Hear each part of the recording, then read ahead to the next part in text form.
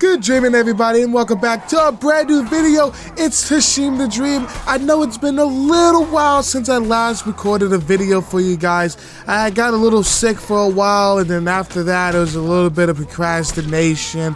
But I'm glad to report that I am back, and I'm going to be doing some Mordhau videos and maybe some Mortal Kombat videos. So make sure you stay tuned on the channel for more of that content. But without further ado, let's go ahead and get straight into the meat of this video. Mordhau.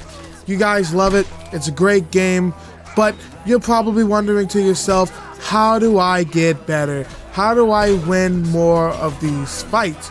Well, I'm not going to be talking about solo 1v1 fights, but I'm going to be talking about fighting against multiple opponents. So one of the biggest thing that I see people have a problem with in this game when it comes to fighting 2v1, 3v1, 4v1s is they get kind of stuck on looking at just one opponent, and they end up just basically getting gangbanged within 2 seconds because they just start getting hit by everybody.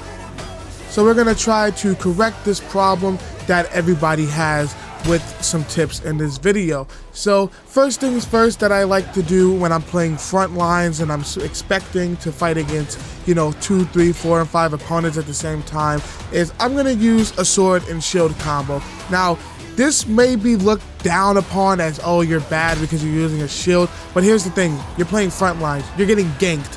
That can be looked at as, being bad. So who cares? Use your sword and shield. I like to use not the biggest one, the kite, but the second biggest one. And I like to use a messer sword because it does the most damage and it's pretty fast as well. And what I always do is I play in third person. The reason why I play in third person when I'm playing frontline is because you need to have more space awareness around you when you're fighting against 4 and 5 people. You need to see what the person to the left of you is doing and what the person to the right of you is doing, so you can better position yourself to deal with the situation. So, and the reason why I use the shield is because if you're not using a shield, you're going to have to keep timing your blocks with each attack that's coming your way. With the shield, you can just hold down the block button, and it's a lot easier to block all these different attacks that are coming your way from different angles. And the next thing that you want to do is you want to make sure you're constantly moving. You want to make sure you're never standing in one spot, because the second you stand still, that is when things get a little dicey.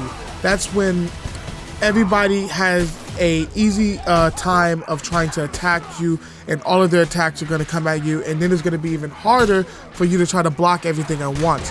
If you're moving around a whole bunch, every time somebody tries to hit you, they're probably going to miss, and that leaves you open to block less attacks at once. Now, also another thing that you want to make sure is, the biggest thing is to make sure you're never focusing on one person. You want to make sure you're constantly switching between opponents when you're in this 4 or 3 or 5v1. So the best thing that I like to do is I like to do a lot of feints on my opponents. So I'll act like I'm about to attack one person, and then I will quickly change the person that I want to attack and move to another person.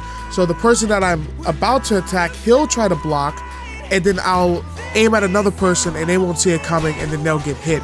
Another good thing about this is that you can get a lot of collateral attacks. So when you're doing these wide swings, you're going to be able to cut through people and cut like 3 people at the same time. So when you put all these things together, from moving side to side and moving all over the place, using your sword and shield to block attacks at once, and alternating your opponent that you're fighting against, these are the key components to coming out on top on 4v1s and 5v1s. Now obviously it's not going to work all the time. This isn't a guaranteed way to win every 4v1 or 5v1, but it will definitely give you a better odds of coming out on top of these 4 and 5v1s. And when it comes to 2v1s and you use this method, you're almost guaranteed to come out on top, depending on who you're fighting and how good you are at, reading your opponents. But that's all I have for today for Mordhau and some tips on it, on how to get better against fighting multiple opponents. I hope you guys did enjoy the video, and I hope you guys learned something new from this video. And if you did like it, make sure you smash that like button.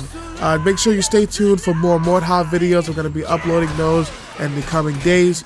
But I'm glad to be back, and I'm glad you guys are still sticking around. But I'll see you guys in the next video.